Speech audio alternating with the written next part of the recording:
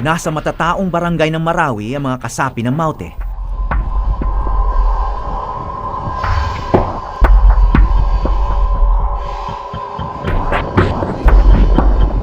Hindi pa naman lahat ng sibilyan nakaka-evacuate.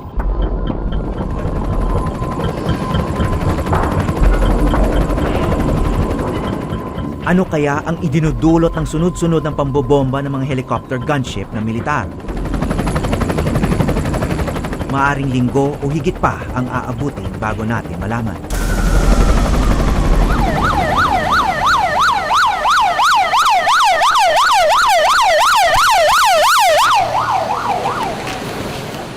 Hanggang gabi, tuloy ang mga pagsabog at putukan. Kaya naman kinabukasan, napansin namin na mas dumami pa ang lumilikas.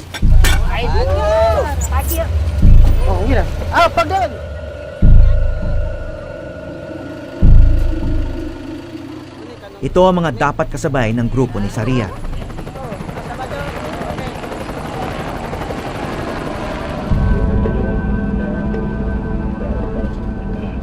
Patungong sa Rimanok Restaurant, may mga malabukiring bahagi ang Marawi.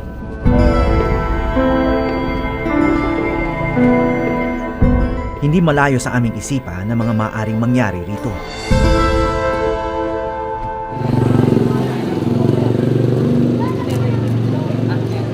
Alas 9 ng umaga ang usapan naming oras pagkikita ni Saria sa tapat ng kanyang karinderya.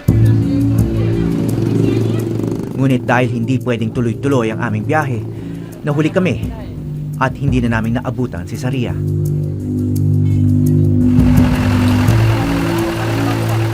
Sa cellphone naman niya, subscriber cannot be reached lang ang bumabati sa amin. Tita ko si Natuntun namin ang kanyang bahay, ngunit wala na rin siya doon. yung number ng Ang naiwan ay ang panganay niyang lalaki na si Jufali at ilang pamangkin. Yung dumating kahapon sa restaurant. Oo. Ayun. Kasi may usapan po kami ng mother niyo na Oo, nasabi niya sa akin hinihintay daw niya kayo kanina. Oo nga po, kaso tinetext namin siya, kaso hindi mo sumatagos kasi tinatawagan out of coverage area. Hinatid niya kasi yung mga helper. Tama po ba yung number ko sa kanya? Baka kaya Dito sa kanilang sala nag-evacuate ang mga kamag-anak nila na nakatira sa Abu Bakar at Raya Madaya, ilan sa mga barangay na sinalakay ng Maute Group. Bukod sa wala ng kuryente, wala na ring tubig sa kanilang lugar. Nauubos na ang mapagbibilhan ng pagkain. Kasi yung Mga lalaki na lang ang sadyang naiwan para bantayan ang kanilang bahay mula sa magnanakaw. Tapos kami na mga lalaki naman kami. Kahit biglang dumating dito yung mga potokan nila na madali kaming makakalikas. So kaya yung iba nga parang gusto pa nga sumali.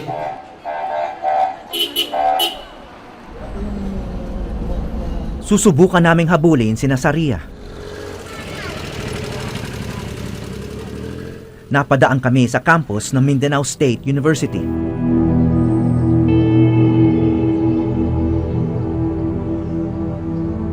Marami na ritong nagsilikas. Ngunit may mga nadatnan pa rin kaming naghihintay pa ng masasakyan. Pero may contact talaga yung mga administration building, may kinontak sila na van para sa mga evacuate. Nag-provide kasi yung governor dito na mga van. Pero ang problema nga lang, sobrang topic.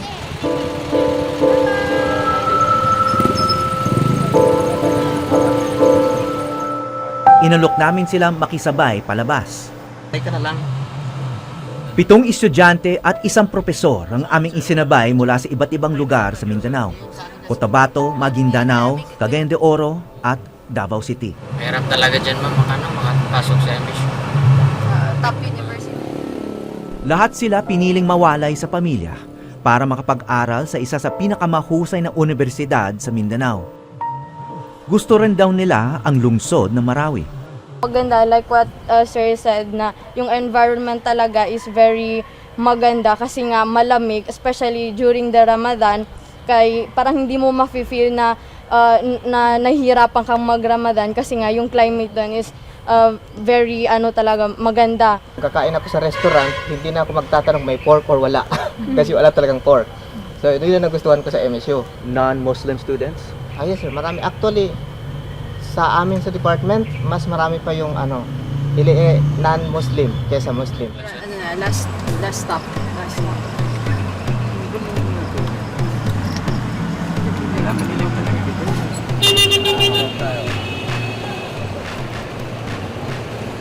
Ingat kayo sa biyahe, ha? Thank you. Binaba namin ang grupo sa terminal sa Iligan City. Ang ilan sa kanila, may mga nakaabang ng kaibigan na tutuluyan nila sa lungsod pansamantala. Ang iba naman uuwi na sa kani-kanilang probinsya. Kumusta na kaya ang grupo ni Nazaria? At nandito na rin kaya sila sa Iligan?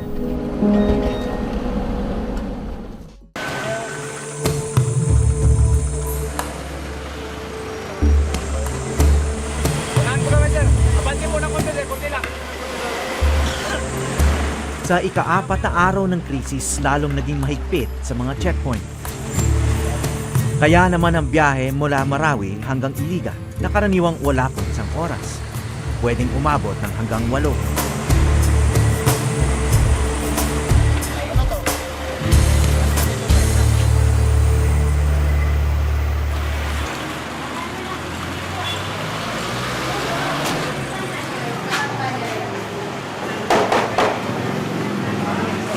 Gandang gabi po. Pinuntahan namin ang address na ibinigay ng anak ni Saria sa Iligan sa pagbabakasakaling naroon na siya.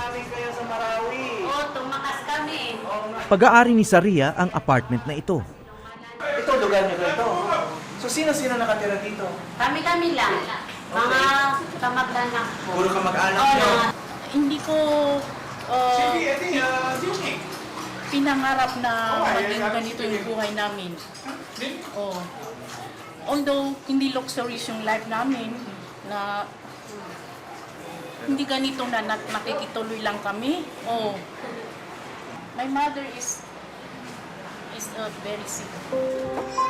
Nandito na rin ang mga empleyado niya sa Sari Manok. Kabilang ang buong pamilya ni Nonoy, kasama si Baby Luigi na madalas karga ni Saria. Ayun si Nonoy. Yes, si Nonoy. May asawa na si Nonoy? Hi, kumusta? So, saan kayo pupunta ngayon? Pauwi sa amin. Saan? Sa Sindangan.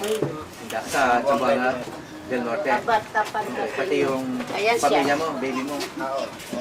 Pag natapos na tong crisis, nais niyo pa rin bumalik sa Marawi? Oo. Bakit? Gusto lang namin magtrabaho, pero pag hindi natatapos, hindi rin kami babalik. Ano yung gusto mo sa Marawi? Wala lang, basta gusto ko lang na magtrabaho doon kasi gusto ko yung amo ko, maganda yung pagkisama niya sa amin, parang itinuring niya kaming pamilya. Bisperas ng Ramadan noong gabing yon. Karaniwan pinaghahandaan ng mga Muslim ang huling hapunan nila bago ito magsimula. Pero sa gabing ito, simple lang ang kaya nilang ihanda.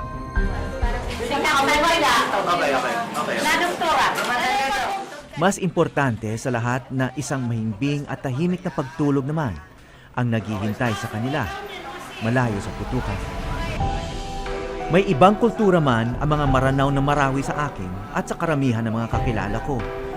Sa aking pakikisalamuha sa pamilya ni Saria, hindi sumagi sa aking isip na malaki ang pagkakaiba namin. Katulad din sila ng maraming pamilyang Pilipino, malapit sa isa't isa.